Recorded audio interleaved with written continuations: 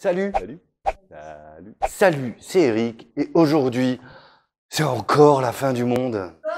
Encore. Bonjour. Salut tout le monde. Bonjour à vous. Bonjour à tous. On nous fait découvrir une petite ville. Il y a eu le Fonds d'or à Angoulême, exactement. Les dialogues sont super justes, les émotions. Pourquoi les Demon Kings devraient vous plaire? Cela puisqu'elle n'ose pas trop montrer ses créations.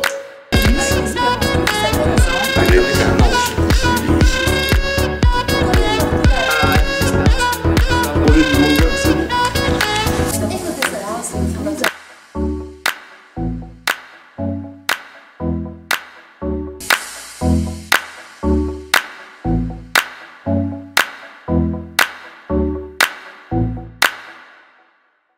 Watchmen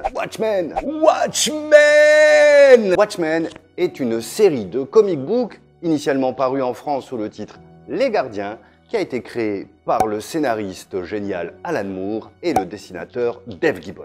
Cette série met en scène des super-héros entièrement originaux qui vivent dans un monde parallèle à celui de l'univers DC Comics. L'histoire repose sur une réalité alternative qui débute avec l'apparition du Docteur Manhattan, un être omniscient, omnipotent et bleu, issu d'un accident nucléaire en 1960. Alors que les autres super-héros de l'histoire sont des hommes et des femmes ordinaires, souvent dépassés par leur propre statut qui va être régulièrement mis en cause, le Docteur Manhattan, lui, représente l'arme absolue pour les États-Unis, leur permet d'ailleurs de gagner la guerre du Vietnam et de faire réélire sans discontinuité le président Nixon de 1968 jusqu'au début du récit en 1985. Alors que la guerre froide est à son paroxysme et que la menace d'une destruction nucléaire est dans tous les esprits, un ancien super-héros, le comédien, est sauvagement assassiné. Rorschach, le dernier super-héros encore en activité, décide de mener l'enquête. Pour le reste de l'histoire, je vais éviter de vous raconter, on évitera les spoilers. Publié mensuellement de 1986 à 1987, Watchmen obtient un succès immédiat et va remporter énormément de prix, dont par exemple le prix Hugo, qu'il sera la seule BD à ce jour à avoir remporté.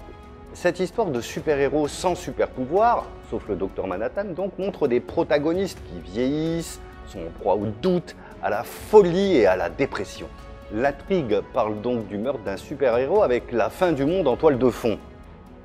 Mais le véritable thème qui va parcourir toute l'œuvre n'est rien d'autre que le sens de la vie dans un univers en perpétuel chaos. Rien que ça.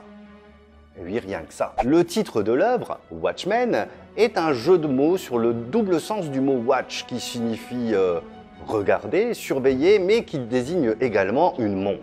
Ainsi, le récit se divise en 12 chapitres qui démarrent chacun avec l'image d'une horloge qui s'approche de minuit. On retrouve régulièrement dans le récit cette image de temps qui avance régulièrement vers la fin du monde, notamment à travers l'image du badge que porte le comédien, le super-héros qui se fait assassiner au début du roman, qui est marqué par une tache de sang en forme d'aiguille de montre qui se rapproche progressivement de minuit. L'œuvre fait également plusieurs fois référence à une locution latine que je vais essayer de vous lire ici. Quis custodiet ipsos custodes, qui signifie « qui surveille les surveillants ». Cette citation est extraite d'une satire de Juvénal. On retrouve dans le roman graphique sa traduction en anglais « Who Watch the Watchmen ».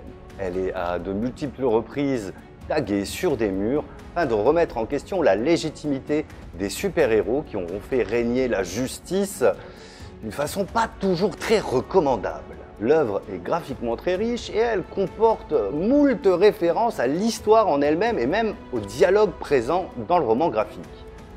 Par exemple, le chapitre 5. Le chapitre 5, intitulé « Terrible symétrie », est d'ailleurs entièrement sous la forme d'un palindrome.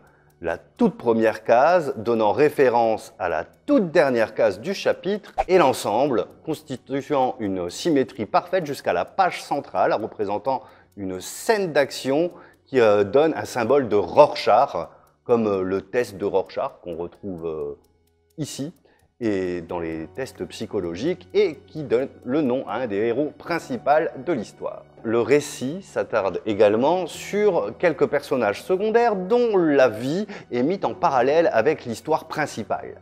Une des grandes qualités du scénario est justement cet entremêlement des vies, des histoires et des destins.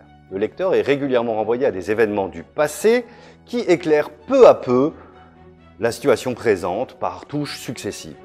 On se retrouve même à lire 2 comics en même temps. En effet, Alan Moore parvient à glisser en parallèle de sa narration une histoire de pirate que lit assidûment un des personnages secondaires.